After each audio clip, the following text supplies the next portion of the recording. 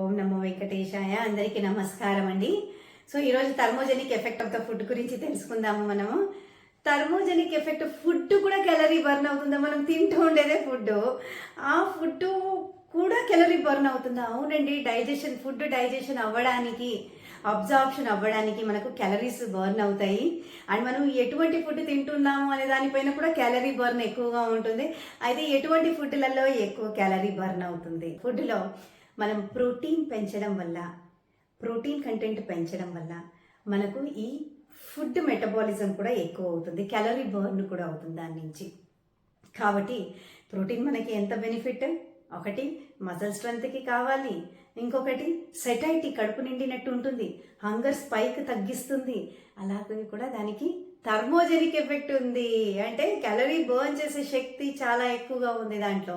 So కాబట్టి మనము ఇన్ని బెనిఫిట్ ఉన్న ప్రోటీన్ని మనం ఎక్కువగా తీసుకుంటూ ఉందాము. మన డయట్లో చూసుకొని మనం ఎంతైతే వెయిట్ ఉన్నామో దానికి సరిపోయేమైన, నేను ఇంతకుముందు వీడియోస్లో కూడా చెప్పాను ఎంత తీసుకోవాలని. సో దాన్ని జాగ్రత్తగా మనము తీసుకుంటూ ఉందాము, మనము హెల్తీగా ఉందాము.